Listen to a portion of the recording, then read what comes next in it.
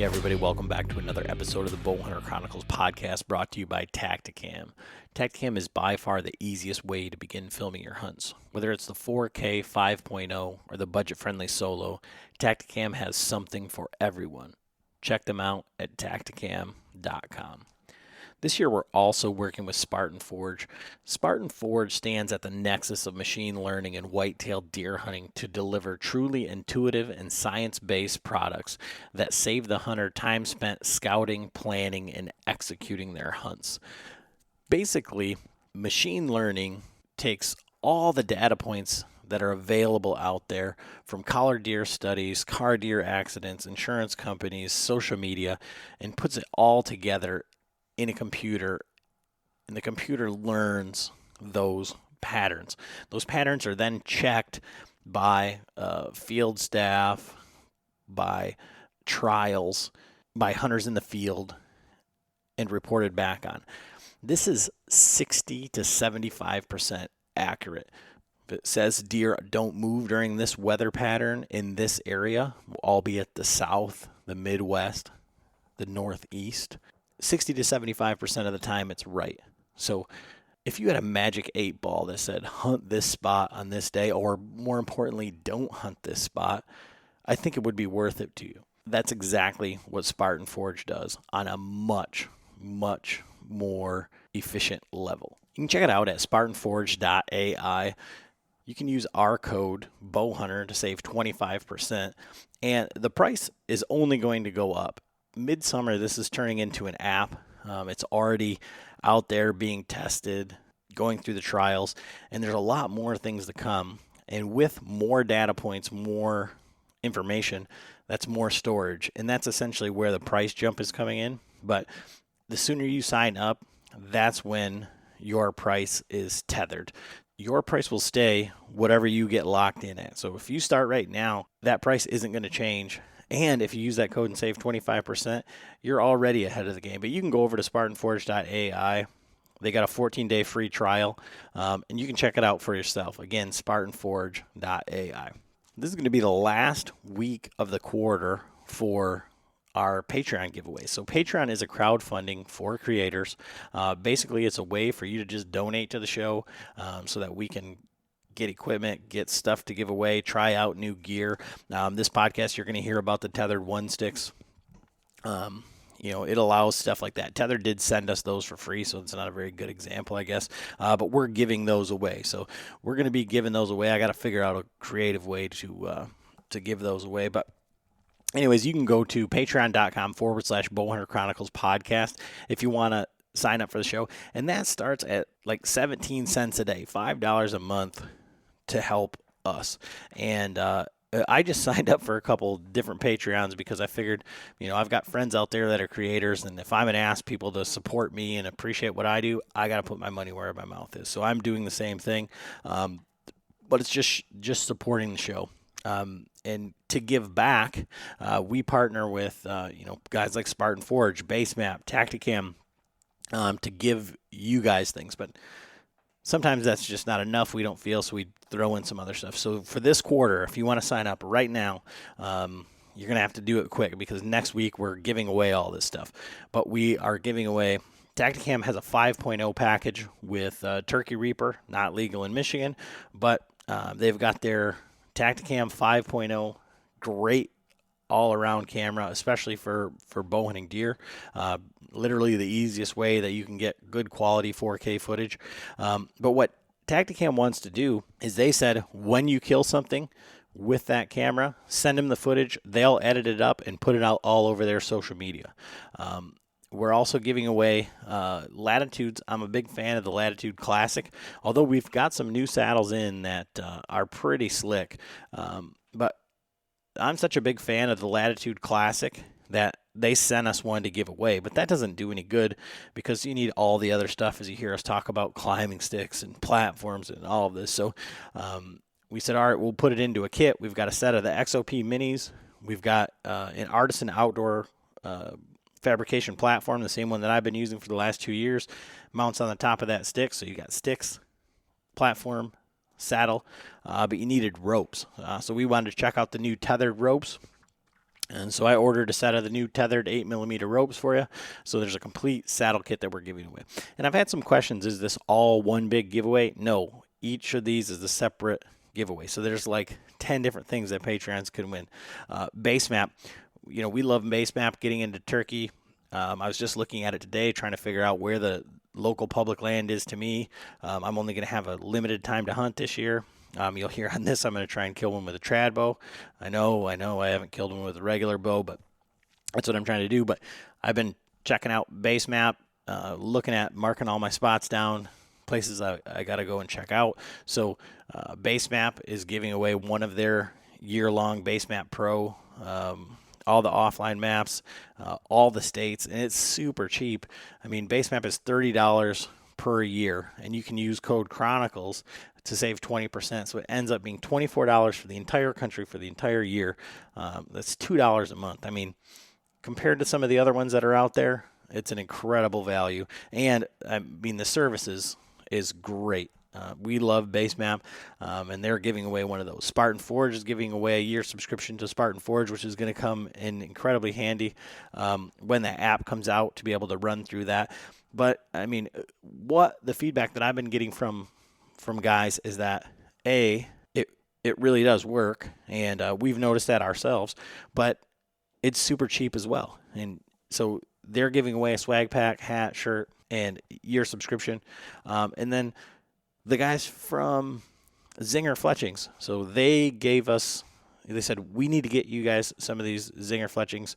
We want to give some away to your Patreons. I just got their new Fletchings in. They are like night and day different. So they're a 3D printed fletch that just is compression fit over the end of your arrow.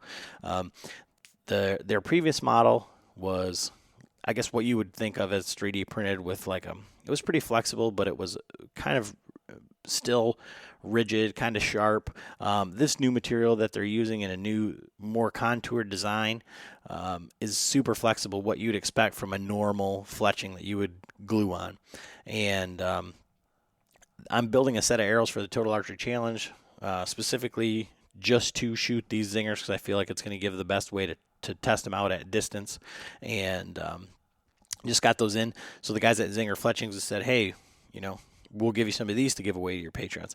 And all that is, you just go to patreon.com/Bowhunter Chronicles Podcast, or you go to bowhunterchroniclespodcast.com, sign up, click the link in our bio on Instagram, and it'll take you right to Patreon. You can sign up there. For the next quarter, most of that same stuff we're giving away, but we're also giving away one of the hunting beast stands. So one of Dan's stands, I've got to order in. Those are due in June. So that's going to be right about the same time. So that's what we've got coming up, amongst other things, for the next quarter. So like I said, those are all things that we do to give away to the people that support the show, through our sponsors and through guys that we work with throughout the year. But no matter if you're a Patreon or not, we're giving away a bow. So we have been doing this. This is our 4th year.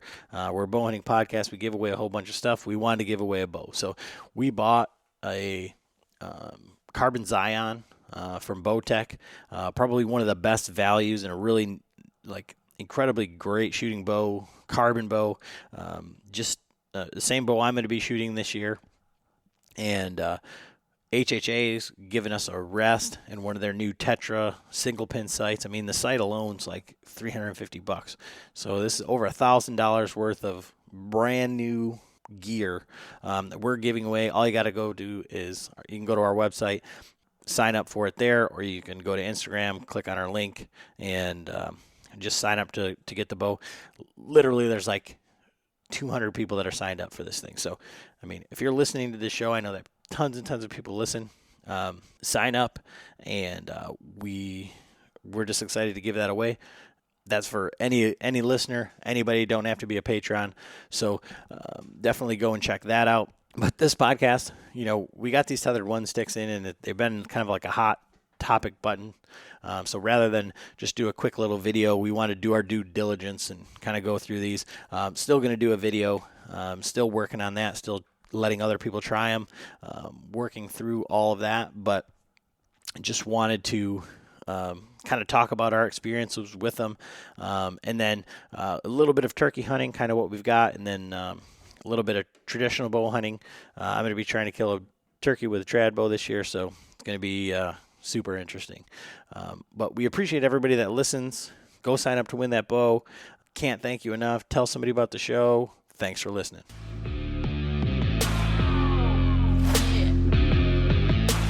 Hey, everybody. Welcome back to another episode of the Bowhunter Chronicles podcast. We just got done with a solo John episode, basically. I wanted to just kind of like go into like his trip with kind of the rest of this information that we're talking about here tonight on this. And John just took the show. He said, you want to talk about fishing? I'll show you. So right. But so John gets back from his fishing trip, and we got all sorts of gear and podcasts lined up, and then we got the Tethrd 1 sticks in. I've got some new saddles. I got more saddles on the way. And so just want to kind of go into like, and we got our turkey season draw, turkey season and that. So we all got the same season this year. Yeah, we did a terrible planning on that. Because I was like, you guys, so the way that Michigan turkey season works is you only get one turkey, you only get one tag, and it's broken up by seasons, and they're 1 week seasons, and then you can get like certain areas, or if you get the last season, then it's like the whole state. And so we all put in for the first season for the same area, which all of us being me, John, Frank, and Ernie. And my wife and Frank's son Chris will be hunting the last season.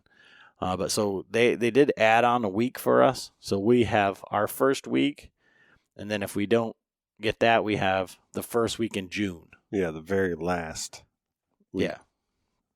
So it's that's going to be interesting. So well, the first year we did it, like you had the first season, I had the second season, and it just that's when those guys hunted the third season, right? And that was like it just because we went up north, we were in the northern unit, and so we went to your cabin and stuff, and then hunted up by my property, and it was fun, but it just kind of like dispersing us.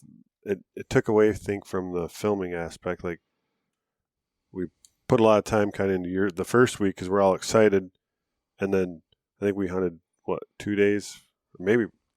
Yeah, we hunted 2 weekends, or no, because it was only one. Yeah, so we hunted 1 weekend, right? I think for yours, right. And then when it came to Frank and Ernie, I don't think I even went.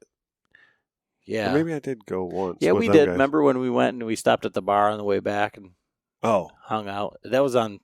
And then we came back to my house. It was Cinco de Mayo because there was a freaking party going on when we got back. Yes. So then last year we had it where Ernie and I were the first season. You and Frank were the second season. Second season. And we lucked out and got our birds the first opening day. Or was it opening day?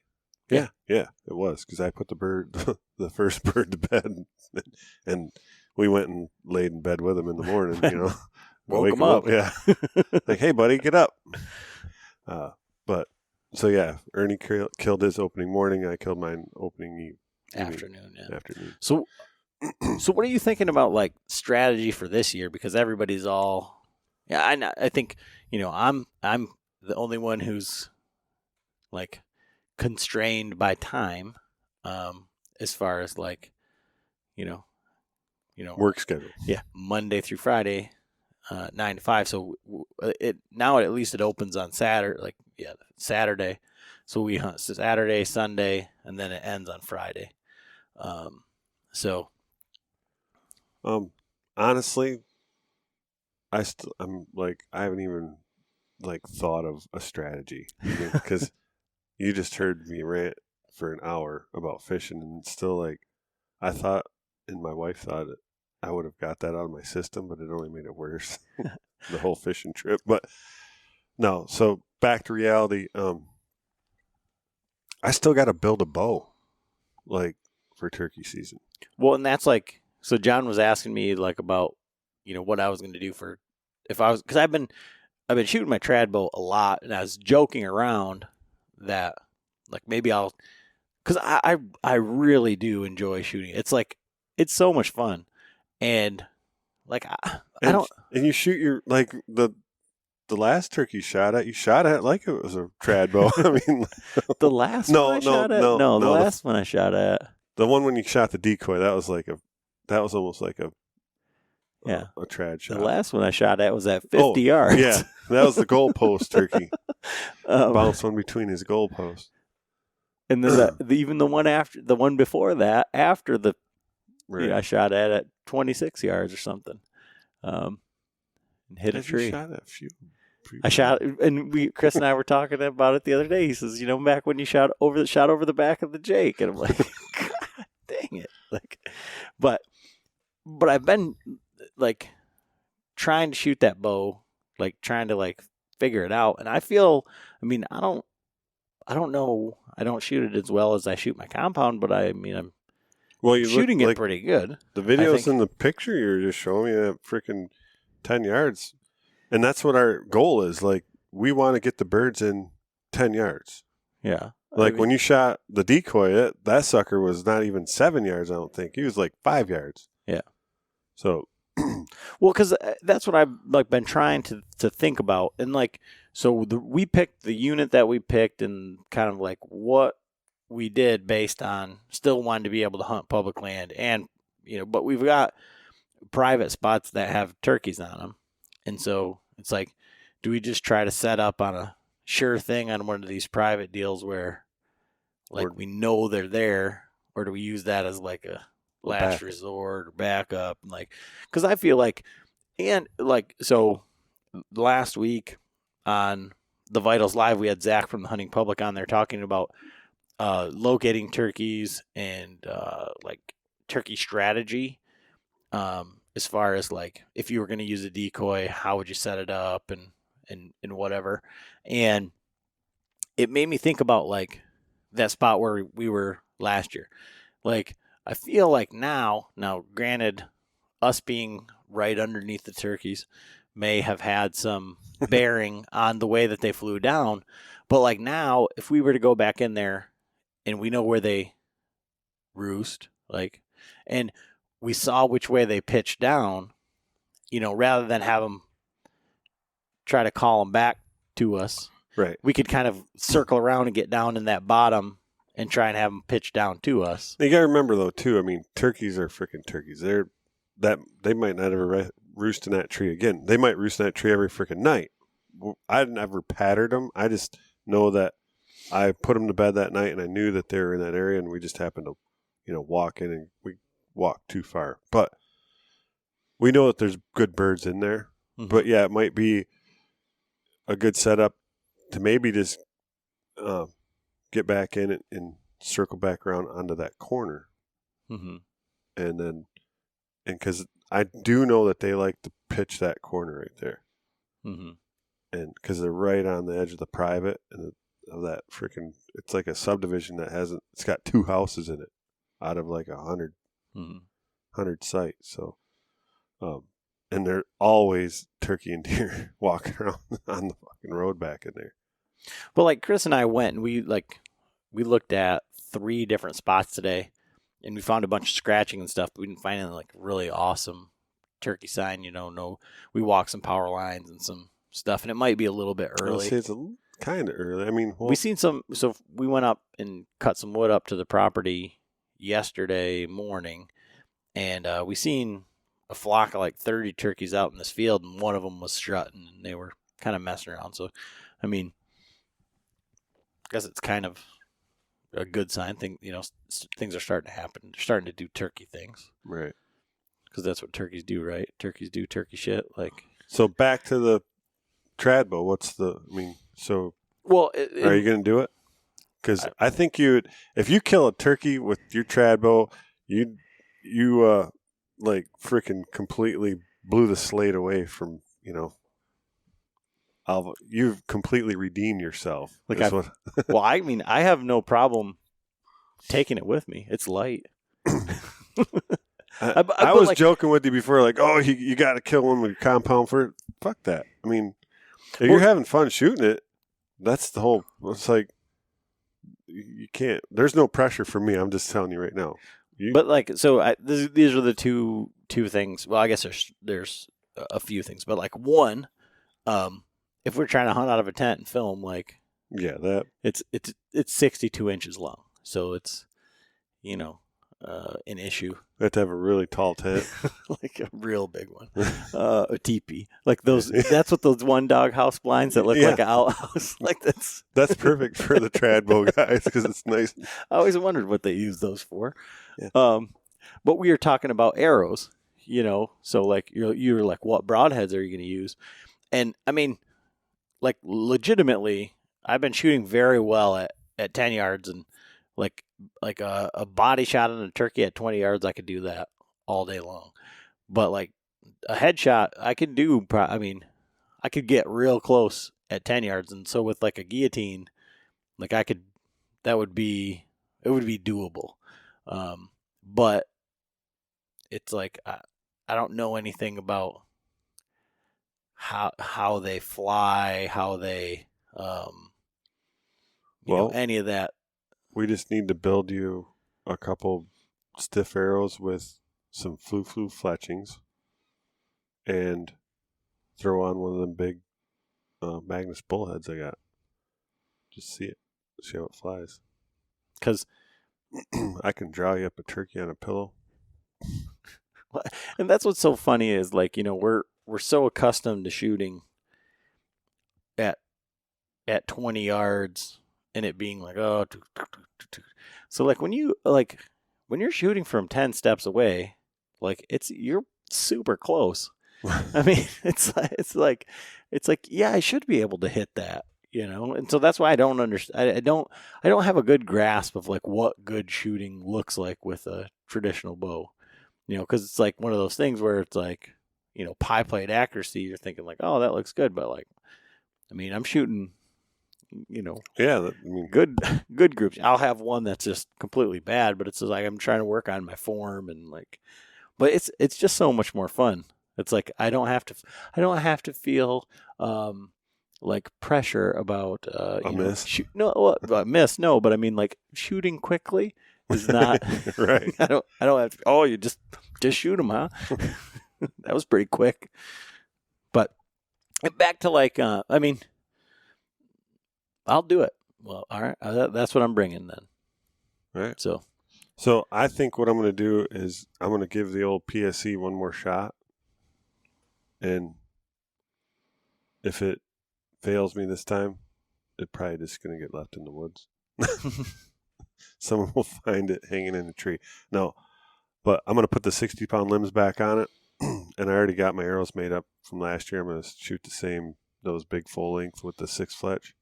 And the guillotine head, and one of the shred head dirt naps, like I did last year as a follow up. So, and hopefully, I can get it flying without doing a big corkscrew. I don't know. I built a new string.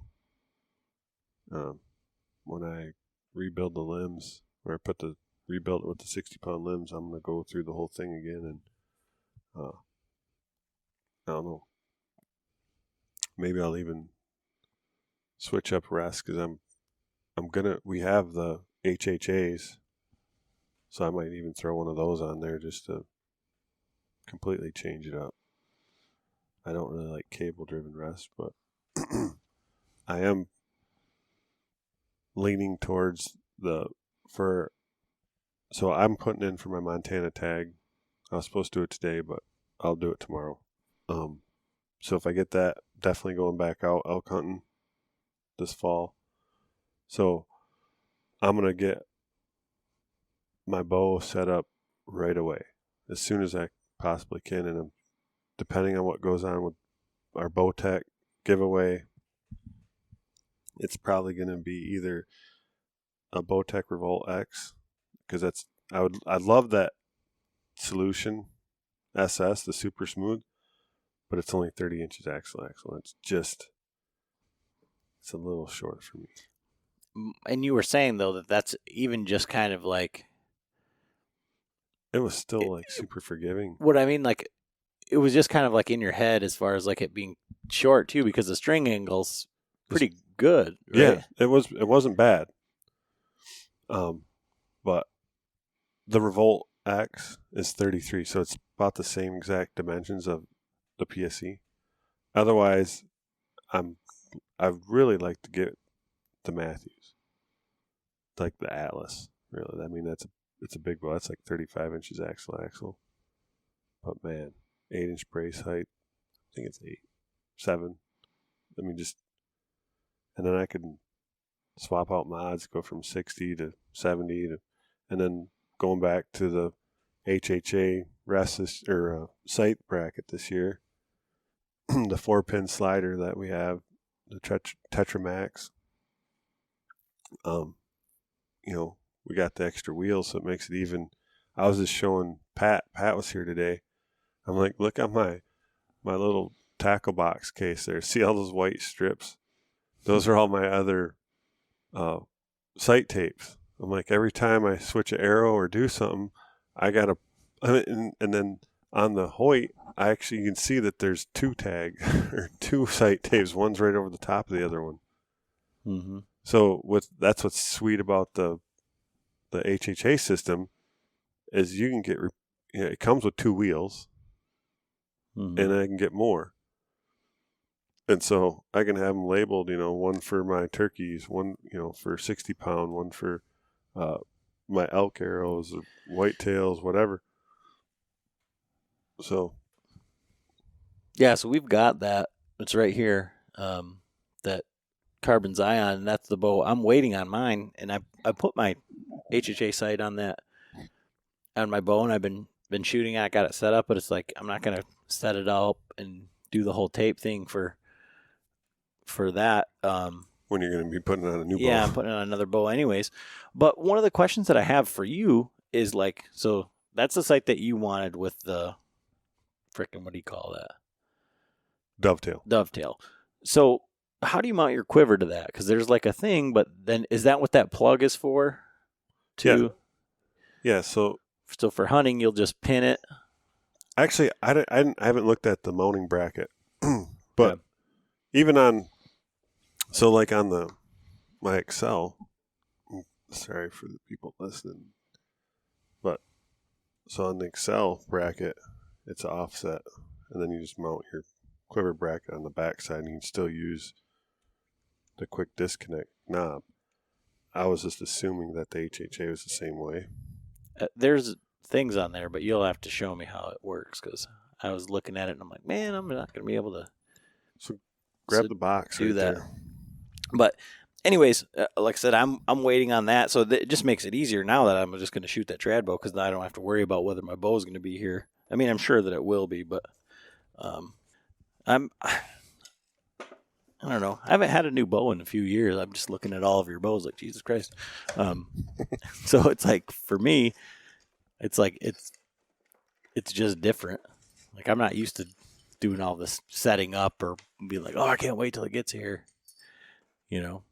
All that, yeah. All that racket is John. Yeah, so it's got an offset. Okay. Extra wheel. But back to like the strategy type thing, because like so if I'm going to be using a trad bow, we probably want to go for one of as many sure things as we can try and get our hands on. I mean, private. Yeah. Yeah. Yeah. Well, how about we'll sit, I'll do the public, you do the private, and we'll go from there. Because even like last year, when Frank and I went, it ended up being one of our buddies, but we're out calling, and all of a sudden we got another guy calling at us, and I was like, oh shit, that's just what happens when you're on public land. It's not. I don't think it's as bad as it used to be. Like back when we first started turkey hunting, we would. Well, for one, there wasn't nearly as many birds, but then you'd get guys it's kind of like the popularity of around here, I think, has kind of fell off. I mean, we had no problem getting our tags. And last year there was a bunch of leftovers, actually. So, depending on where you hunt, like if you're hunting the one spot that Adam likes to hunt, there's a lot of guys.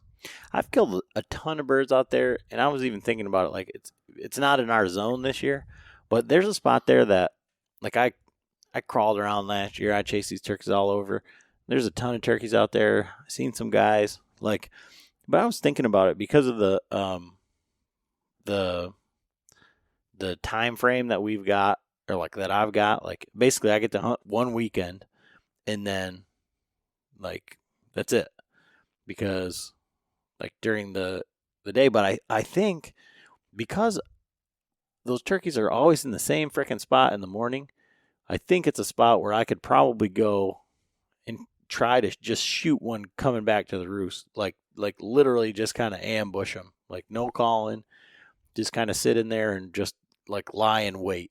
In the evening? Yeah. And I think that's one of the things that, I mean, I guess I've only been out there one or two times, like in the evening, but I just don't think, I think there's a lot of guys that go out there like super early in the morning and want to hear them gobble and shit like that. And it's like, if you want to, because I forget, like if it was me and you or me and Chris, or, I was talking about it with somebody about the hunting public, and like, it was Chris and I, when they were putting out those videos, like those guys killing those birds in Maryland, I think it was, or like these unkillable turkeys where you could see them out in the field, and they just sat there until like the batteries ran out on their camera and didn't get it, but they just waited until they just strutted by and killed them. They just knew that if they waited there long enough, they'd seen them out in that field, that they were just going to slowly move their way up and they were going to kill them. And I feel like, if you got that much time. Well, but I mean, that would be like get out of work at 4:00. Right. I mean, like those birds down the road from Frank's. They every time I go get out of work, pick up my daughter, drive back, those birds are in the road pitching up. Now it's private on both sides. Like we don't have permission to hunt it.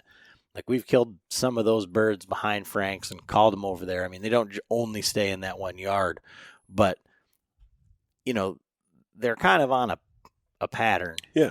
So if you have an idea of where they roost and those birds are out there all the time, it's just a matter of time. Get out of work, go set up where they got to fly up. They're going to be picking around in there somewhere. Now, it'd be kind of a bitch to shoot them with a bow, but, with a gun, especially these guys that are using TSS and, shooting them 50, 60 yards, it could, I think in the evening it can be done. Yeah. But I don't know. And with all of us being in the same boat, Frank and Ernie are going to be taking up some of those spots too, because those guys already are frothing at the mouth over easy turkey hunting, successful turkey hunting. They it's not the allure of chasing them. It's more in the killing. Yeah. Well, yeah, Frank's seen it last year firsthand. So, well, I mean, Frank had his opportunity the year before. I mean, he shot right through he shot at that big one right through his fan. But he should have had another show shot at him. Yeah. He did not have an arrow ready. So, yeah, that's going to be, rather exciting week. Those guys are still shooting the same setups. Frank's got his Bowtech. Ernie's got his Bowtech. Mm-hmm. Now is Ferd. Ferd is Christopher, which is my cousin, Adam's brother-in-law. So from here on out, if you hear us say Ferd, it's short for Christopher. But so Ferd, he's got the last season, mm-hmm.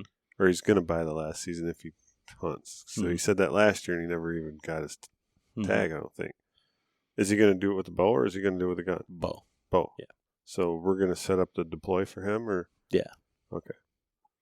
And I mean, I've got my garage is starting to look like John's garage. Like I have 3 sets of arrows. I got my trad arrows. I got my arrows from before they were heavy arrows, and then I got the heavy arrows. And then, again, with the HHA stuff, I got 2 wheels set up. So, like, all that is no problem. I don't think, I mean, that bow right there will miss some turkeys. I'm saying it's got no problem. You don't even got to have an arrow that's good. Shoot a tree. Now, let's see. How will you feel if Ferd goes out the first year with that bow and kills a turkey? Oh, I don't care. It wasn't the bow's fault, John. It was 100% my fault. I mean, like, I'm just giving you shit. Because I missed him with the other bow, the bow before that one I missed. So, it's the guy behind the bow. I don't make excuses. That's my fault. But I wouldn't trade it for the world. I mean, all those turkeys we'd have killed with a gun. So. Oh yeah, and I'd have killed. I mean, in a lot of those turkeys, I wouldn't have killed with a gun because I'd already been done at turkeys that I didn't shoot at. So. Right, and then some we probably wouldn't even, like the Jakes, you probably wouldn't even shot. Yeah. I mean, you wouldn't even waste your time.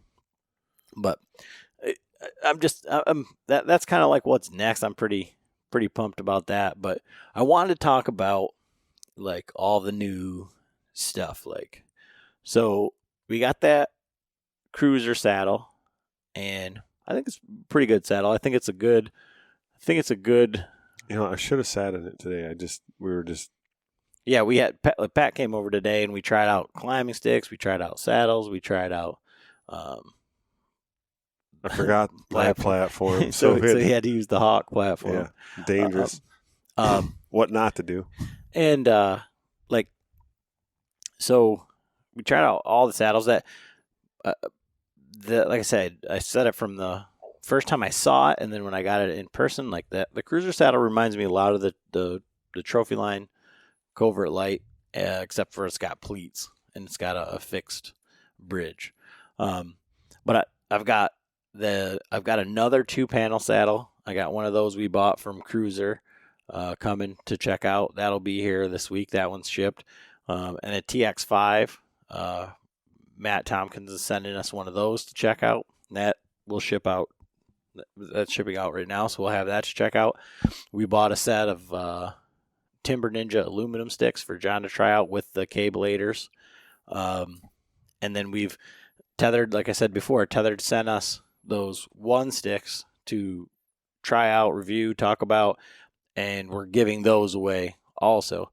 And I'm kind of bummed about that because I'm going to buy a set of those. Like, I still want to hunt with the trophy line with the Wingman, but I feel like the tool in the toolbox type thing is like, I feel like those Tethrd 1 sticks, for what they weigh, for how they work, like, I don't know, I just don't feel right not having a set of them. Like, well, after today climbing that tree and stuff, man, they're just so freaking light. And I like that. I like the system that. So real quick, like, so you don't know, like, you haven't seen any of like the reviews, you haven't watched any of the videos online, you haven't like. I don't know, our listeners probably know that I don't stay up with all that shit. So yeah, so here's the story behind us or me and the Tethrd 1 sticks and like how I got them and what that all was. So I saw the reviews from all of the Tethrd guys and guys that are affiliated with Tethrd. And then I saw the reviews from the guys that weren't affiliated with Tethrd. And there's all so much like negativity. It was all, both of them were like both one-sided. So it was like I couldn't really get a good read on what was going on. So I messaged Adrian Wilson, who's a friend of ours, like legit friend. And I said, Adrian, will you send me your sticks? Because I know he's got the Tethrd 1 sticks. And he's like, yeah, I'll send them to you. He's like, I might be able to do you one better. Give me a minute. So he goes back and forth. And he says, all right. So I talked to him and I said, because I just wanted to check them out, review them, like from our perspective, like unbiased. and send them back to him. And then he's like, well, I'll just get you a new set to send back. So they'll send them to you, and then you just send them back to us. And then he said, well, why don't you just keep them, and then you guys can give them away or do whatever. And that'll be cool. So I was like, okay, great. And then like it took a while to get them. And so I was like, well, maybe it's not going to happen or whatever. So finally we got the sticks like right about the same time they came out. And then people were like, oh, the pins are breaking off and yada, yada, yada, and all these reviews. And then there was like all this other stuff that's happened if you've been watching on these sticks. Like, oh my gosh, what a shitstorm, like to some degree. So we've had them for a while, and I messed with them. I had Frank mess with them. I gave him to John, but I also gave him to John, and I took all the saddles. So he had no lineman's belt to climb with them. So I hooked him on the tree, and I bounced on him for a minute, and I was like, well, I can't really do much without my saddle. Yeah, but I've been trying to get, like, I had Ernie messing with them. I had Ernie on them. Like, I want to get, like, as many, like, especially people who aren't up on social media stuff, like, on these sticks to check them out and like say what's the pros and cons, like whatever. So like I'm still working on a video, but I'm just like really trying to be as unbiased as possible, like to be completely objective and get like a very like broad stroke view from like a consensus, I guess. Like this is what people like, this is what people didn't like. So like today we had bee sticks. I actually bought a single Lone Wolf double step. We had the Tethrd ones, and then I had an XOP stick on the tree, and we just had everybody go up and try them and whatever. And then John climbed up, and so with 3 sticks and your platform, it was at 12.5 feet. Like, yeah, it might even been 13 because I did put my platform up a little bit higher. Yeah. So, and that was a comfortable. I wasn't I wasn't stretching super far. Yeah, I asked John because when he first put them up there, they were like not far apart at all, and I'm like, well, do that like you normally would, or like however. And so we got out a tape measure, measured it, and then he's like, well, you might not be able to climb up there. And so when I climbed up them, like I normally would have went higher as far as spacing than that. But so with 3 sticks, it was like right about 12 feet to the top of the stick. And so, I mean, I think you'd probably want 4 sticks. Yeah, I would want 4. And they don't weigh anything. It's just another $100 and some bucks for that other stick. So that's like the, and we didn't try them with any aiders or anything. But like, what was your take on like, the issues are like the pins, foot room, and then like the chemical welding / gluing / grade 8 roll pins, which you can't do that. Right. Just steel roll pins. For one, they're freaking light as hell. I mean, it's like nothing. I think all 3 of them are way lighter than one of my freaking XOP, 34-inch. Yeah, tanks. So that, so I use the Wild Edge steps, or I use, before that I used the XOP big long single-sided step. And the one thing that I wasn't used to is especially those shorter, what are those, 19 or 20? No, they're like 17. 17? Okay, 17. They're very short. When I'm stepping up, I'm banging my shin and my knee on that top step because I'm not used to having a double step. So at first, that was the one thing I was like, oh, well, I'm just not used to using them like that. I'm used to having that clearance. But, man, I like that AM steel rope with that, like, cleat system. That's freaking, to me, it was like slick. I mean, just wrap it around. You can just cinch it right down tight where, like, you have the daisy chain or the whatever you want to call it on the B sticks. And, on that small tree, we had to double wrap the tree, which, it's still, but the system, I think, on the Tethrd was way easier. I really like that system. Stacking it, yeah, the pins, obviously, they're already fixing that issue. But you do have to figure out how you're going to wrap the rope around, like store the rope if you're going to wrap them individually. There's, a little bit of clearance issue if you go around by that cleat. There's a lot of fucking rope. Yeah, they definitely didn't short you on rope. You could have that sucker on like probably about an 8-foot diameter tree. It's a lot of rope. And then they were super comfortable. I liked how they have all that real estate. Some guys, I guess, maybe don't like that. I didn't have any. I liked it. And then when Pat used it, he actually, that was like the first step he used, or first stick. And then when he went to like the B sticks, then he thought, oh, I like a little more real estate. Like, I like having that. Mm-hmm. And so I guess everyone just kind of, has their own. I don't know what everyone, like I said, I don't follow all the complaints and all the drama online. But, I like them. They definitely need some stealth stripping. Yeah, they have some noise to it. Yeah. If you're clinking them around. And so how do you feel about like them being glued or pinned, and glued and pinned? I don't see an issue. We didn't have any issues with them coming apart or that chemical weld breaking or whatever they want to call it. But that steel roll pin, that should that's a titanium tube, right? Mm-hmm. And that steel roll pin, I don't know what the hell you're going to be doing with it to have that roll pin fail. But, so tell me what are the issues that people are having with these?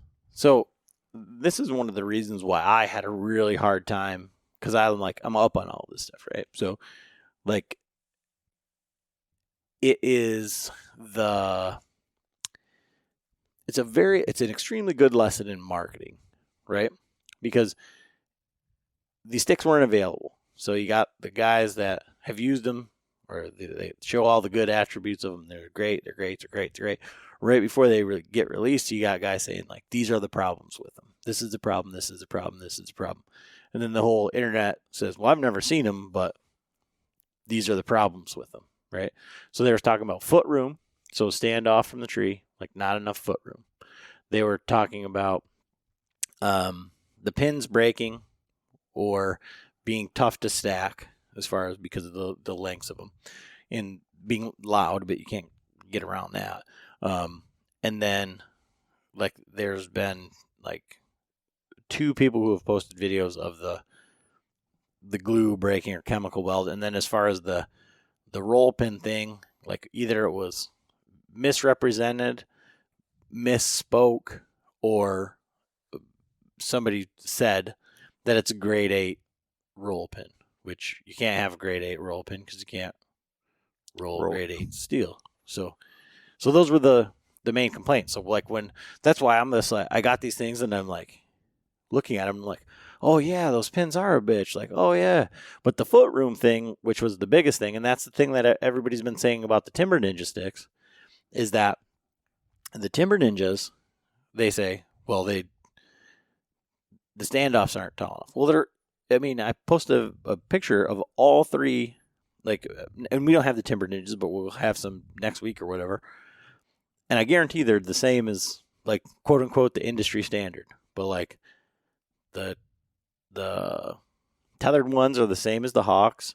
I got the Lone Wolf custom gear because I was trying to find a double step that those were the ones that I could think of that would have been like the closest to the tree. It's just some bolts, like, and like it's a non-traditional standoff, and those to me, in the way they stack down to nothing. So I'm like, those have to be, closer to the tree, or at least the same. And like they're all within like an 1/8 of an inch of one another as far as where they're at. So those are the the issues to answer your question before I get into my like thought process on it. Okay, so honestly, after just using them today, like, I mean, I was just, before today, I threw them on a tree out front and climbed up one. I put all 3 of them on the tree, but like I said, I didn't have a harness or anything to go up and dink with them. Today was more of I got up the tree, put them up and I had no issues. But that's just one time, so I don't have enough experience really to be like, yeah, this is what's wrong, this is what I see.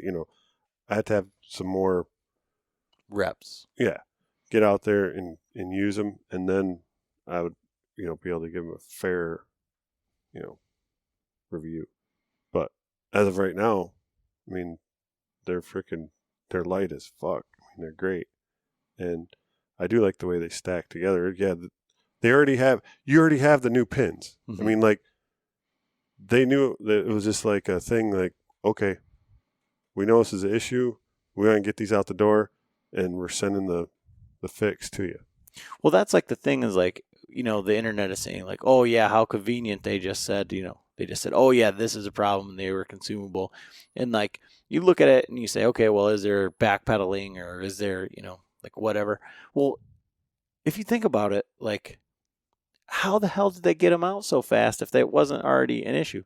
I mean, if they got it, if they were making those pins in response to the first batch, it would have been impossible. Right. It would have been, there was no way that they could have had them produced, had them packaged, and had them shipped out like within the first, 5 days. Like, Not unless they got some. How long did it take them to get the sticks to? I mean, they've been out for a year. Right. People have been like talking about them for a year. Right. So, I mean, like I said, I don't have enough time on them to give a review. Well, I was just saying, like I honestly don't think many people had enough time on them to give a review. That's why, like I said, I've been trying to because like the foot room thing is like the biggest thing where it's like I would never buy those because they're X amount of dollars in the foot room, and then there's parts that break on them, and so my opinion in looking at these and trying to wade through this as far as like trying to be, objective or whatever, because it's like Tethrd just sent you some free sticks. Like, you have to say all the good stuff about it, like, you know what I mean? Right. Like, of course you're going to say, but I think, and I've said this to people outside of this, I've said this to other companies that make sticks, like the Jason at Timber Ninja. Like, I think these are different. I think they're not like a normal, regular climbing stick. I think every climbing stick that's out there is a variation of the original Lone Wolf stick. You have a standoff, you have steps on the outside, and whether that's a single, a double, whether it's a movable part, whatever, it's square tubing. I mean, like, look at any stick that's out there and check those boxes. It's a Versa button or you could say Muddy Pros are a whole nother animal because they have everything's welded. They have the things that come out. They have a cam cleat, But other than that, I mean, that's kind of like the standard. So these have like a little, the standoff and the step is integrated all into one. And I think this with the Timber Ninja also is the Timber Ninja sticks have a Delrin or polymer step, so it's thicker. So when you have it on the tree and you look down, I think 2 things are happening. One, your perception is it's closer to the tree when in fact the outside edge is the same, but when you're looking down, it looks like these can't be that far away from the tree. And then 2, I think that, because I noticed this today with Chris and Pat, who don't use sticks a lot, I think we're kind of used to when we step down and our foot goes between the tree or over to the edge, and down. Right. And you're like a bicycle peg almost, like you. and you're not able to do that if there's not the same amount of space or there's no space. Right, like with the one. So I think it's kind of like a different. Here's what I get. I'm like, you're climbing up a tree, and I said this before. I'm like, I remember. The shit we used to climb up the tree. Fucking nails and spikes and shit. And now it's like we're fucking splitting hairs here. Like, you don't have enough real estate. When, like, what you're saying is like, you measured them. They're exact. The stand up, they're same length out. If that's what you got to bitch about, I guess I don't know. That's why I stay off the shit. It's like, okay, I'll try it out, and then yeah, they fucking worked great for me today. I had no problems. They bit into the tree great. They have a little flex. Yeah, they're titanium. They flex, but they go right back. That's why I like your freaking eyeglasses are made out of titanium. It springs right back. They don't fucking bend or break. That's like my fishing, like the leader material that works the best is freaking titanium. It doesn't have the memory, or it doesn't kink up, and it just springs right back. So, but like, I think it all comes down to like, first of all, you got cost. So, yeah. I don't know. I don't know how many fucking penny nails or whatever it would be. But like, if you take railroad spikes and you jam them into the tree with a hammer, like the cost isn't very expensive. So you're maybe willing to say, well, I'll be a little bit more dangerous or a little bit more whatever based on cost. But if I'm going to pay premium price for something, I want it to be X. Well, when the bee sticks first came out, they were cutting people and the bolts were breaking off because they weren't grade 8. I think first gen anything is going to have some sort of growing pains. And personally, I think with Tethrd and the marketing and the unfortunate situation with like the entire world as far as how things and that they're made in China. That's one of the big things is that's why the pins break is because they're made in China. They couldn't be good, and that Greg and Ernie are just trying to make money. They're just trying to make everything as cheap as possible just to make money. That's the only thing. But I think that's one of the other bitches. That's not my opinion. That's consensus.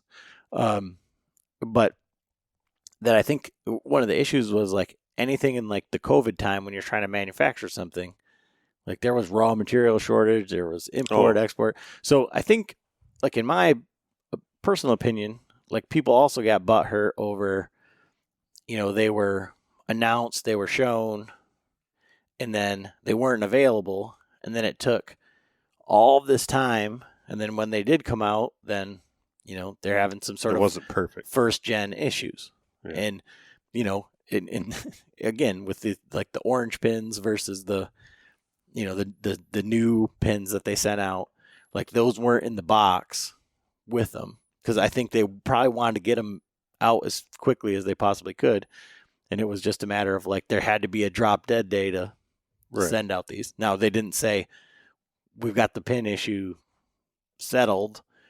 We're going to send them to you as soon as we get them, but we want to get these out for you. Maybe that would have been a better way to handle it or whatever. But I think, being a first gen thing, but man, it's just like a hotbed thing. Well, yeah.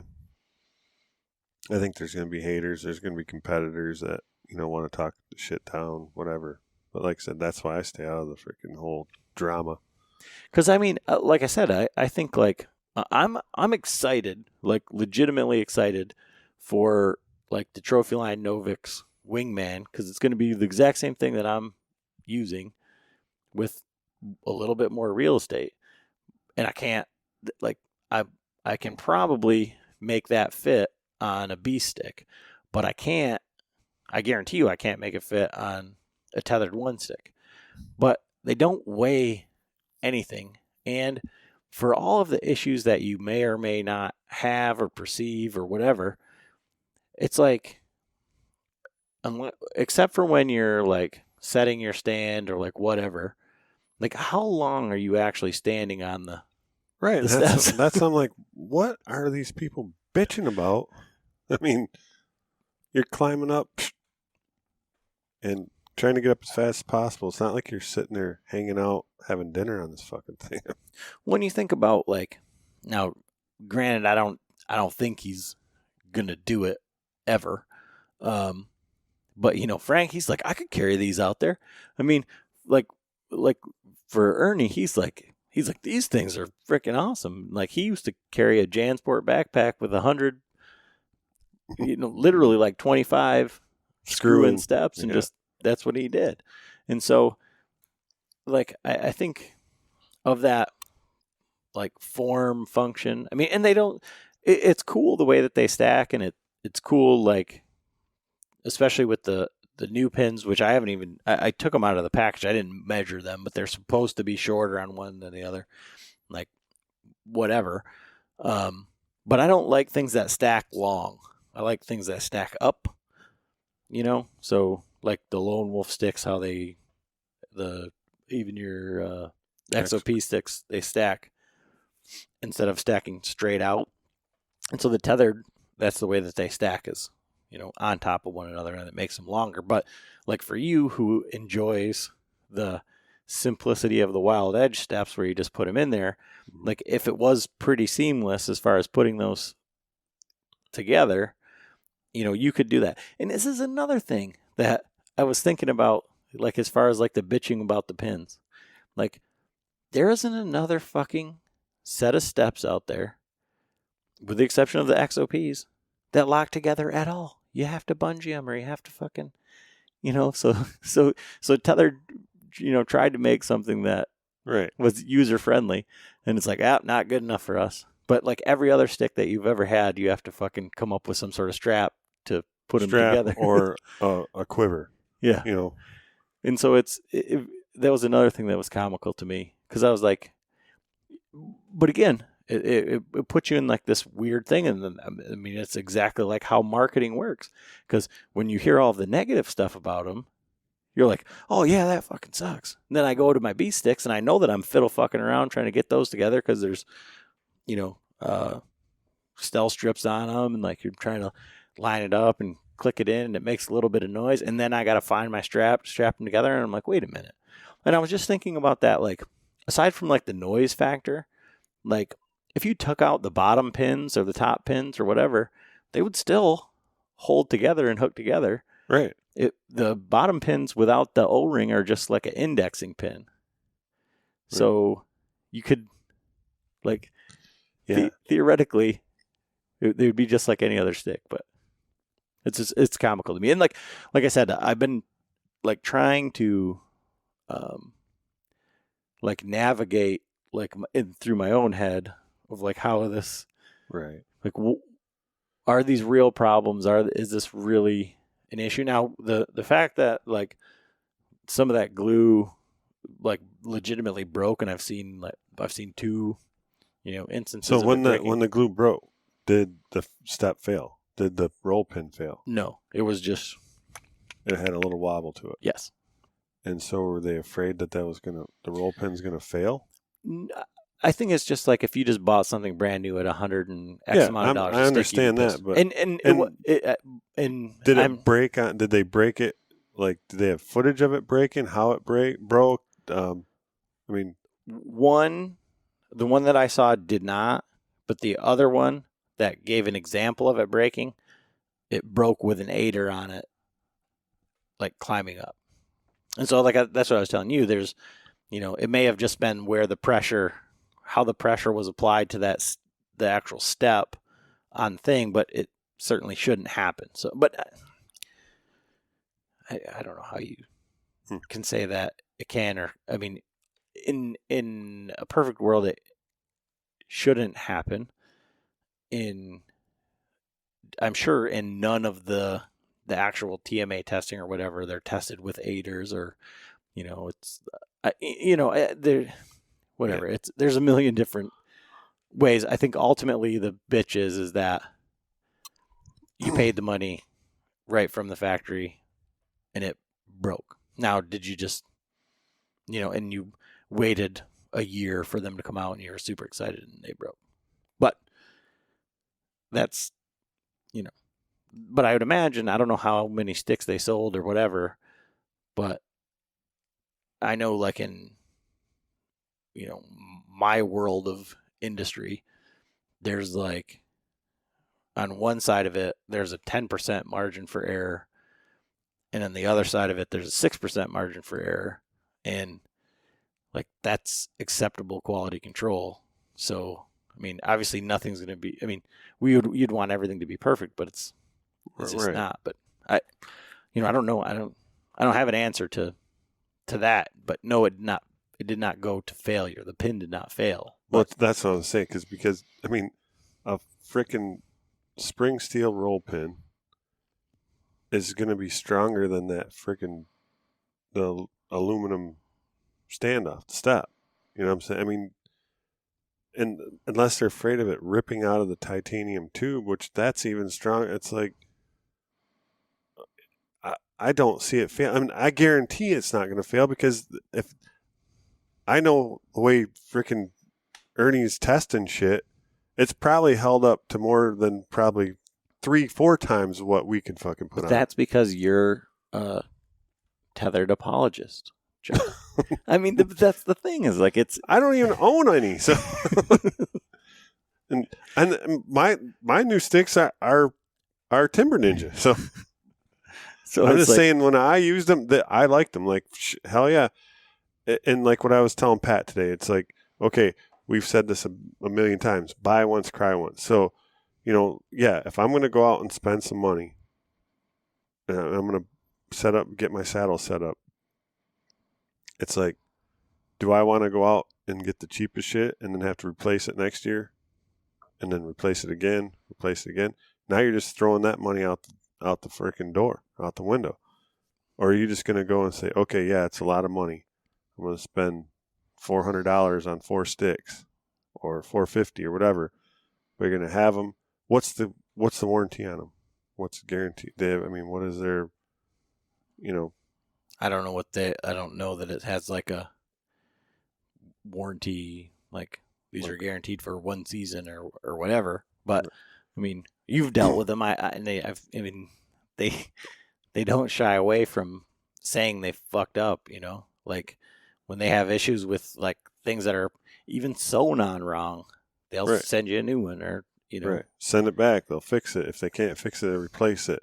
So it's definitely, they're a good company. We know the guys personally. We use their products, but we're not biased. I'm not blowing fucking smoke up you guys' ass. They're a good stick. And I'm not even going to be, hell yeah, I'd use them. Are they worth the money? It's everyone's game. It's what your personal preference are. The problem is, if you don't have Adam in your life, which you guys all do because you're listening, and we're going to be doing, I don't know if we're supposed to announce that, or we're going to be doing the teach and train. Yeah, that's fine. That's another thing, is like, these guys are doing a teach and train at their local Bowman's Club. They got to be in bed with Tethrd, right?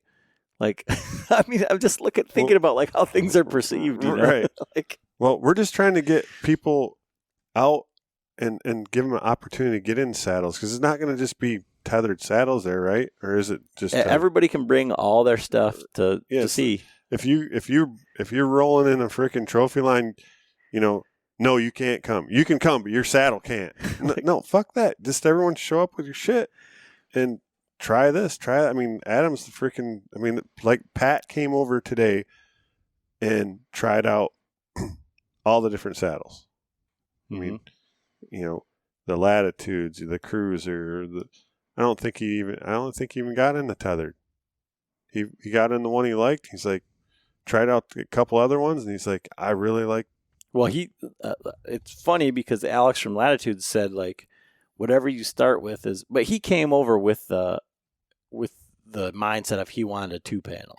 Yeah. And so we had my brother's method there. So he got in that, and he liked it, and then he got in all the other ones, and he's like, yeah, I can see this. That one's a little bit more comfortable, but he just kept, like, he couldn't get away from the 2-panel, so it was like kind of a moot point of sitting in anything else. Right.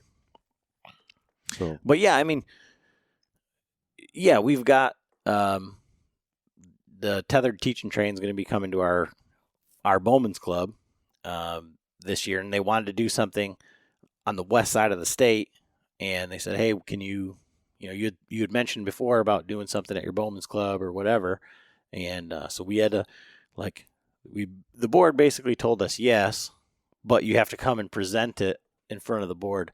And I had a really fun time because John's the Bowman's Club guy, and he goes there, he does all the work. Everybody knows John. He's always in there messing with bows, and before he got the bow press here, he was in there all the time. So, he's like, but this is your thing, you got to talk. And then so they said, all right, you guys can go, so you don't got to wait around. And I'm like, all right, John, go ahead. And I just sat there quietly. John's like, I'm like, no, you go ahead. I did do some. I spoke up. I stood there and looked dumb in the corner for a minute, and then, while Adam was doing the initial presentation, if you want to call it. But so yeah, we have that. That's what, April 10th. Yeah, April 10th, and that's online. You can see it on our Facebook and on the Tethr's Facebook. Tethrd, if you go to tethrd.com or whatever, I think it's Tethrd Nation. But they have the signups for all the teaching trains. There's a bunch of them. But that's, again, the thing. It's like, they're doing that, so they got to be Tethrd guys. Like, it's like you didn't even run a Tethrd saddle. You're running a Latitudes. I mean, I started out in one. Yeah, no, I'm saying, but like last year, you're wearing a freaking trophy line sweatshirt right now. For fuck, get that off. Where's your Tethrd shit? Here. Wait, I got a Tethrd hat right here. Get it on. We're gonna take some pictures and put it on there. It's like, like I said, I've like really and to be honest with you, I like really honestly don't care, because I know that I don't care, but it bothers me. And that's why, like, when I try to like recommend things to people online or like on Facebook, when people are asking questions, I just message them, because I want like zero perception of being biased, because there's so many people that just say, this is what you need. Right. And I do my best not to do that, because I don't know what their history is with saddle hunting or hunting. Or it's just like when we talk about bows. It's like, go shoot the bow. Shoot them all. Yeah, but you can shoot more bows than you can shoot saddles. That's the issue with the saddle hunting. I mean, the whole community right now, or the whole industry, is, for the most part, you can't just go out and try one. Well, here's a recommendation that I made today, and tell me if you agree with this or not. Okay, so we've got one of our Patreons, Stan. He is in Washington State. He's not hunted. He doesn't have a hunting background, but he's got into bow hunting, and he hunted from the ground this year, and he just got a Tethrd Phantom, but he doesn't have anything else to go with it. He's never hunted from an elevated position at all. Okay, and so some of the guys in the Patreon Marco Polo group are like, welcome to this giant rabbit hole with climbing sticks and stands and rappelling and fucking one sticking and SRT. And, I said, dollar for dollar, and like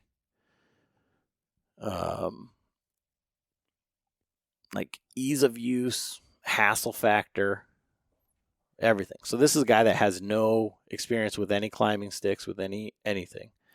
I said, if it were me, and this may be a very cookie cutter answer because you know me and you know how I hunt, say, get the double steps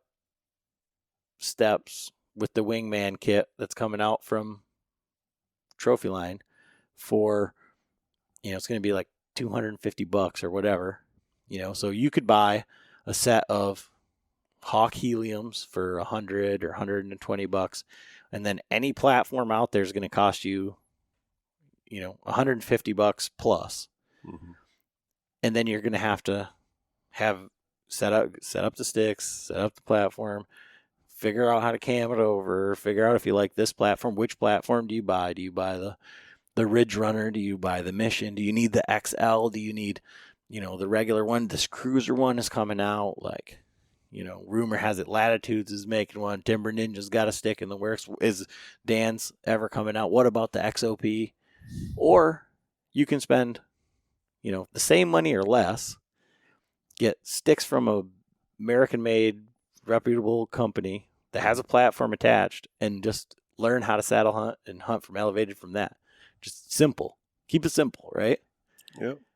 I mean, yeah. I hunted from a ring of steps. I mean, I had the Wild Edge, so that I used those the first season, and yeah, then it worked. I killed deer out of it, and it's like, okay, now I have some experience. Now I kind of can figure out what I want. I want to refine my system a little bit.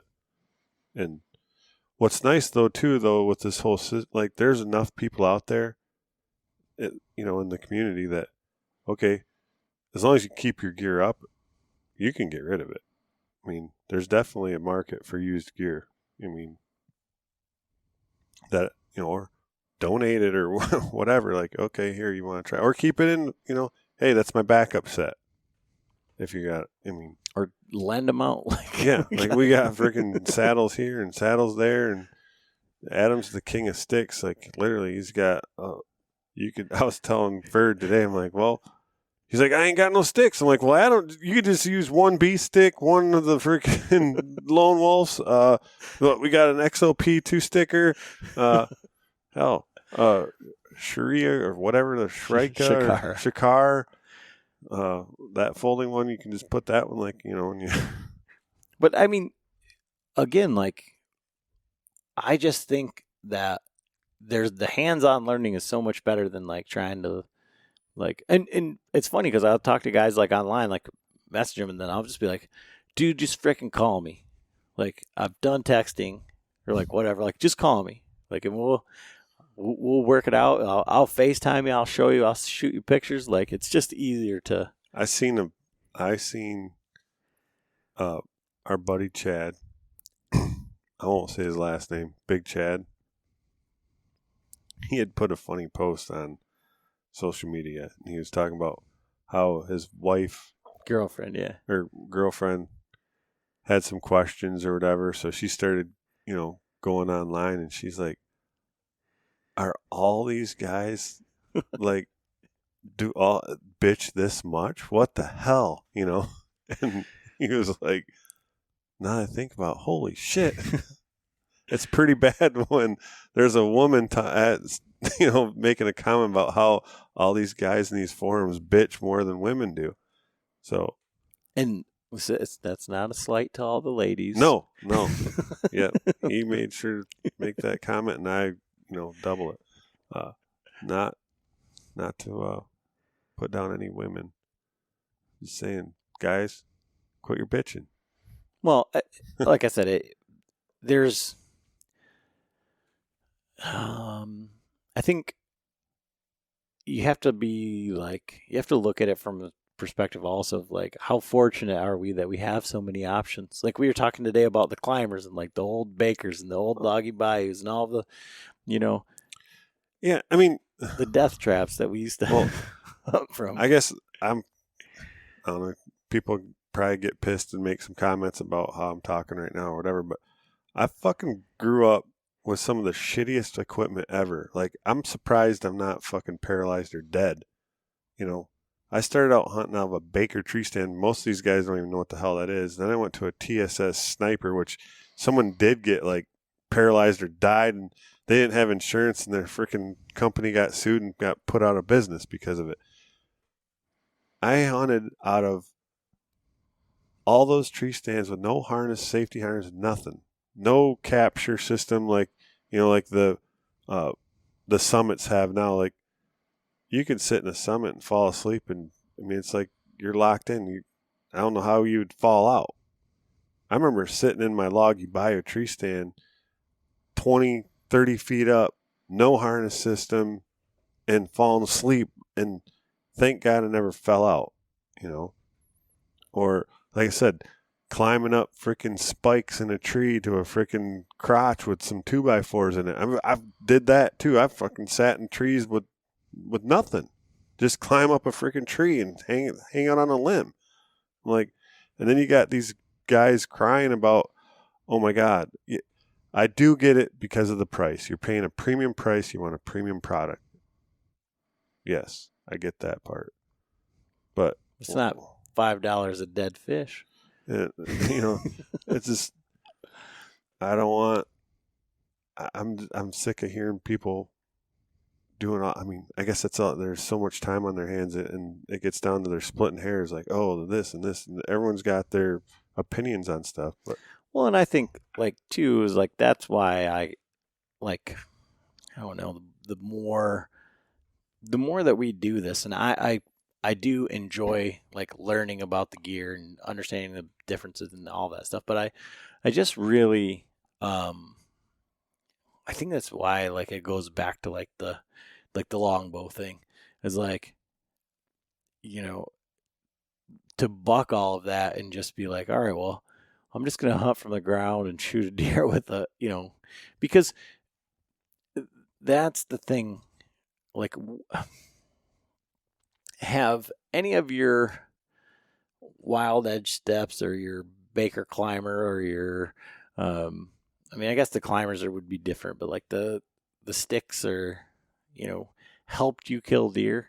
Like, like I feel like it's all just a matter of getting up in the tree in an elevated position, but you have to be in the right spot.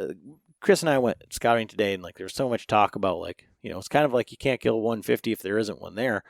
But we were talking about like, out at the spot where I like to hunt, there's a million tree stands and all that stuff. And it's like, what's the number one thing about like killing deer? It's like, you have to be there, like when the deer's there. So it's like, you can own all of this great stuff and you can, spend hours and hours and hours arguing over like why this is greater than that or better. But it's like, you need to be in the woods. You need to be scouting. Maybe take some of that time of armchair warrior and just get your ass out and scout. Right. And that's like, and then perfect your gear.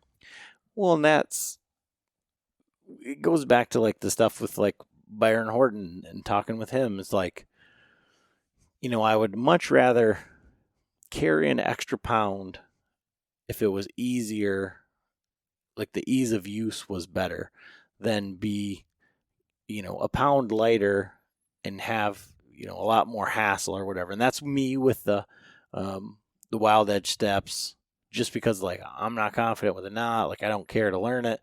I would rather, carry this. And some people are like, I would rather carry a 3-step stick because I only got to carry 3 of them and I can get the same height. But I mean, you're obviously not walking through the same things that I am, where I'm getting hung up on everything. And it's like, I would rather have to set one more stick. And I'm a guy that doesn't like to set stuff, so that I can walk between 2 trees, or I'm not. And it's the same thing with carrying the climber with that big old loop over your head. It's like you're caught on everything and it's clanging and banging and just, but it ultimately ends up with, whatever's most comfortable for you and what you're confident in. And it's your like personalized setup. But if you're, I want to say this like as diplomatically as possible, because my hang up with hunting with the trad bow and like all that stuff is like, I'm not a good enough hunter. Like I'm not, like, I don't feel like hunting is so easy that I want it. And it's make like, it harder. Yeah. Like, and that's what I said. It's just like, I'll just, I'll suck greater, like I'll just fail larger. But like the scouting aspect of it, like if you're a guy that's not killing anything with a climber or this saddle, like none of that gear is going to help you. Like, right. Like you can have the best gear and look great, but if you're sitting in my backyard where there's no fucking deer, you're not, Well, and that's the thing with like elk hunting, it's like it's not the gear. It's like finding the elk and doing that. Like I have the stuff that I need to have to, I don't have the knowledge. Right. I don't have the ability, or I haven't like been in enough situations. So the only way to do that is to do it more. Right. But it's not. I'm not going to be like, you know what? That was the wrong tent. If I just had a better tent, then I would have killed that elk. Now the packs are a whole nother thing, because if you're not happy or whatever, if you got the wrong boots and you can't walk and you didn't break them in or whatever, but as long as you have quality equipment and stuff, that's what Pat and I were talking about. Pat has gone out and elk hunted, and we're just talking about Pat. We're not picking on Pat. Pat is he was just here today, so right. So I keep going back. But so Pat and I were talking. It's like here's the thing about whitetail, and I mean after elk hunting twice and walking the mountains, and especially like when you and I went to Idaho and you're running that fucking commander pack, and it was like it was kind of archaic, really, a big metal frame, but you dealt with it. You buckled down and you're like, hey, I'm going to make it work. But what did we say? What did we both say when we got back? Like after hiking 100+ miles in 8 days, and it's like you get back to the whitetail woods, I'm like, fuck, I just got done carrying 50 pounds on my back for 8 days, walking up and down mountains, chasing animals. This freaking 2 miles to a fucking whitetail spot's baby shit, Mm-hmm. And yeah, I mean, you got to be able to be comfortable. I mean, it's a different story when you get to your stand. You got to stay warm and have the right gear and shit like that. But that's when, like when I was telling Pat, I'm like, I don't give a shit. I'm not going to try to get rid of a stick. Oh, especially now that you can get there up like a fucking pound, I'm not going to try to shave off a pound off my whitetail gear for carrying weight or whatever, so that I can get to my tree and then have to dick around with it. Kind of like what you're saying. I would rather carry 4 extra pounds if it made me more efficient at my tree. Mm-hmm. Like if I'm going to sacrifice getting up my tree quiet over carrying, trying to walk in with carrying nothing, I mean, yeah, if you're crawling through the fucking nastiest brush and you have to have your bow, that's the only thing you can carry to get out there to be quiet. Maybe you should just sit on the ground like the hunting public or something. But if I'm getting into a spot and I'm going to try doing this one, I guess I can't really knock because I haven't tried the one stick method yet, but it just seems to me like a lot of dicking around, and it could be quiet or you can make some noise. I don't know. I would rather just have my 4 sticks or my bag of wild edge steps to get up the tree and be quiet and, slow and methodical getting up and then not worrying about it. But we got to get somebody like around here, and I know that there's going to be somebody at the teach and train, but like to do the one sticking and to like give it a whirl. And I'm like not for it. I'm not a proponent of it, and I'm not I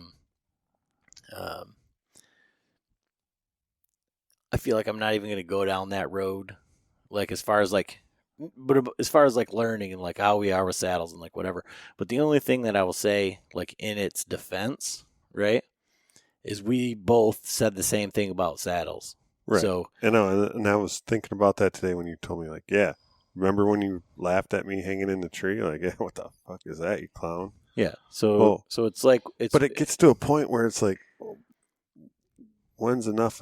But I think though with that there was a breaking point though for you, like where the stand was like I couldn't do it. It was like if I want to keep doing this, something has to change. Right. It's exactly it. Like I had to shave some weight.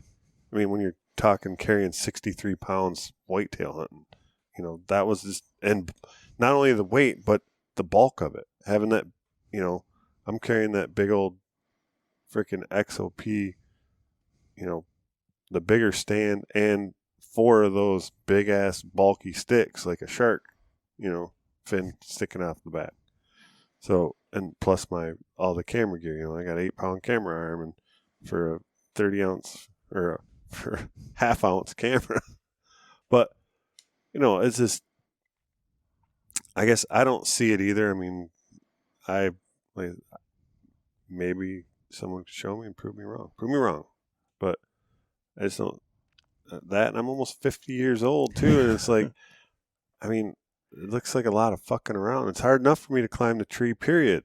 But I don't want to be. Wasn't it you that talked to wasn't he like a one sticking rappelling guy, or a SRT guy at the show last year, who wanted to talk to Ernie about like if he could use the.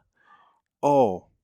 But he was like old. Yeah. Doing like the SRT. Yeah. Yeah, but I mean, so SRT, that's when you throw the rope. Throw the rope. I'm like, okay. So how are you gonna? I want to know, how are you gonna sneak into a spot in the dark? They preset those. Okay, so then what happens if a freaking rat goes up and chews on that? Is that just a throw line that they're using to pull up? Yeah. Okay. So, but that can't be quiet all the time either. I mean, so you're going to go in there and lay your scent down to preset this? Yeah. I'm not defending or, advocating either. I'm just explaining it. So you got all these, preset lines throughout the woods. I guess, yeah, sure. But my point was, as you said, you're like almost 50 years old. This guy was old. Yeah. Really old. But that's what he did his whole life. Well, and you've got it out of a climber your whole life. Now, here you are. But like I said, I just wanted to kind of go through like what we had going on, and then I wanted to talk sticks because it's just such a freaking touchy subject right now. People are talking about it, and I wanted, but like because you're so,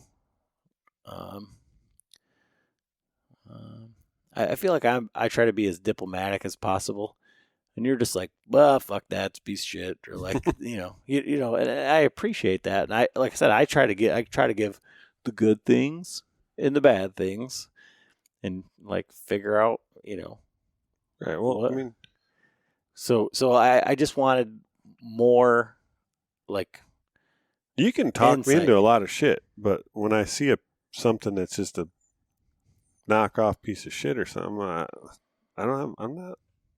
I've dealt with that shit in the past. I'm done dealing with shit like fuck it.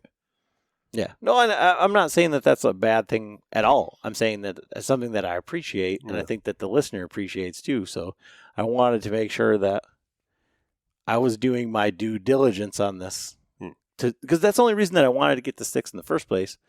Because I'm like, I can't believe that these guys would put out something that is so bad that it would have like that. So I just wanted.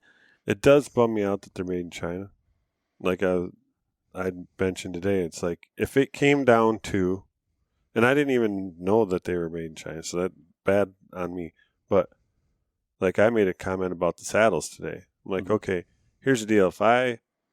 With anything, if I'm looking at two pieces of equipment and they're similar in the deciding factor, I'm like, what's going to push the one over the edge? And this one's made in America? Well, hell yeah. I might even pay even a little more. I would pay a little more if it was.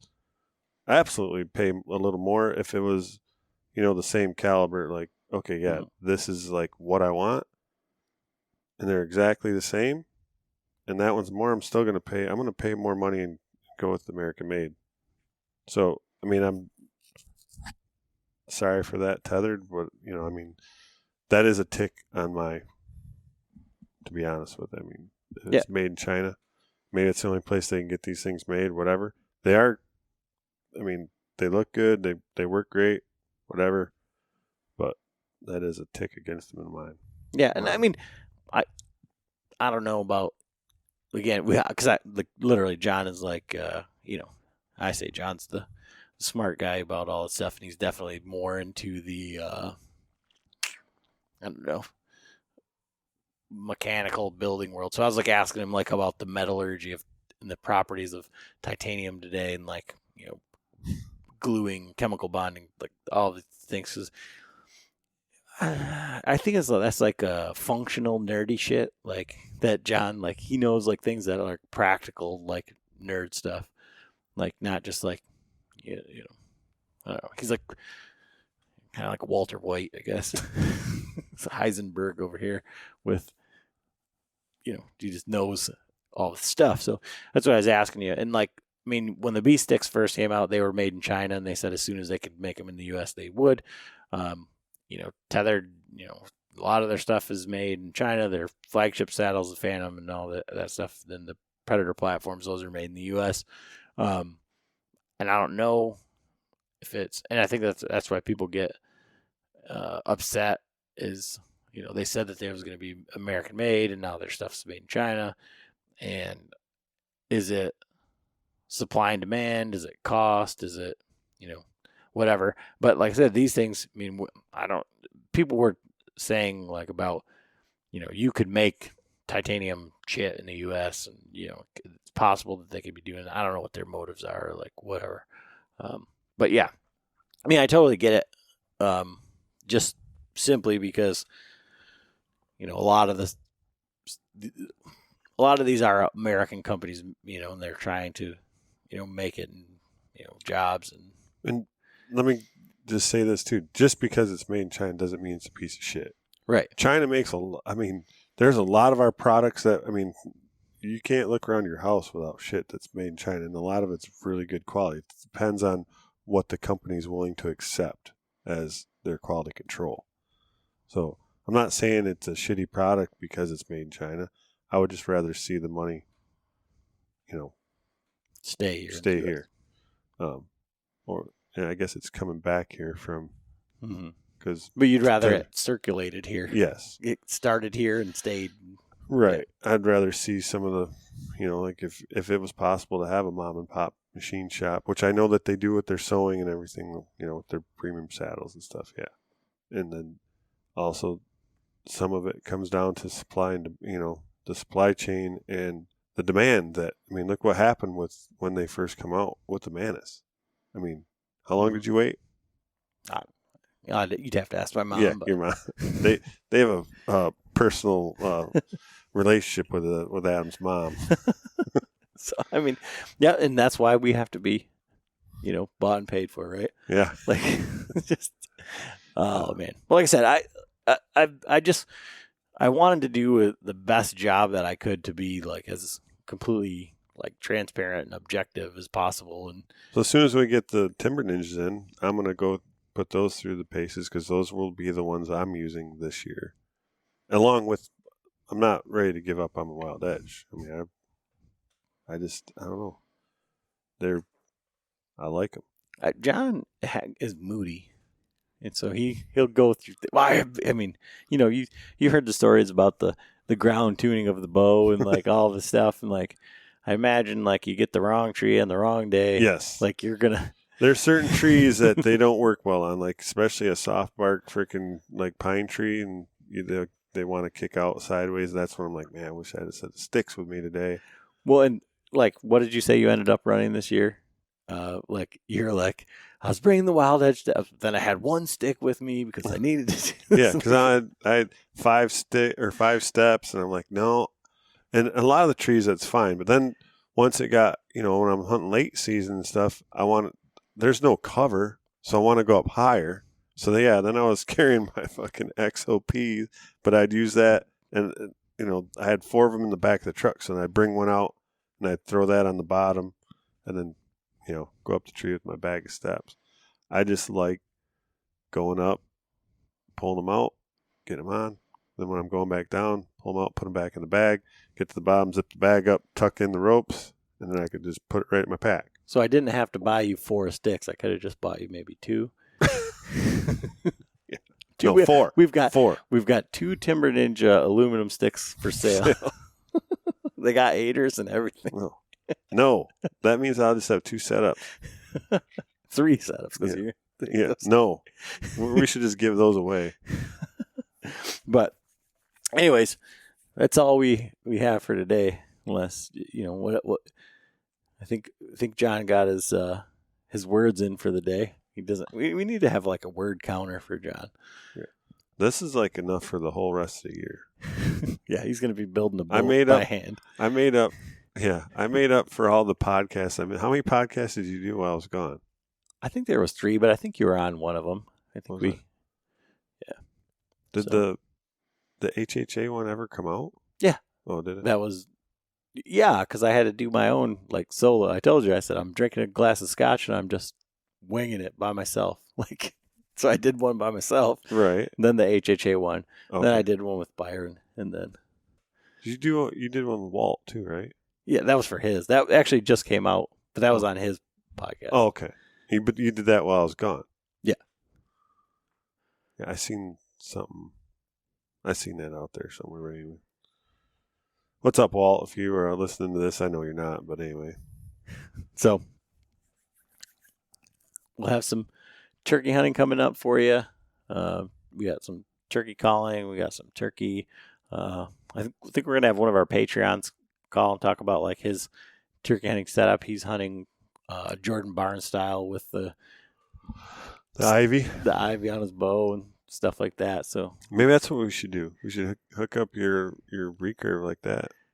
be like You'd be you're going. I mean, all the way out. taking it way back. Yeah. Loincloth. No, I'm just saying you're going to be out in the open at the ivy on. We'll go down to Joanne Fabrics and get you some ivy to sew on the bow, sew on your hat. We'll stick you out there. I'll be the cameraman out and back. Perfect. Let's do it. So, thanks for listening, guys. As long as I hit the record button. We'll yeah, we don't need 30 minutes of the bag. All right. So, have a good one.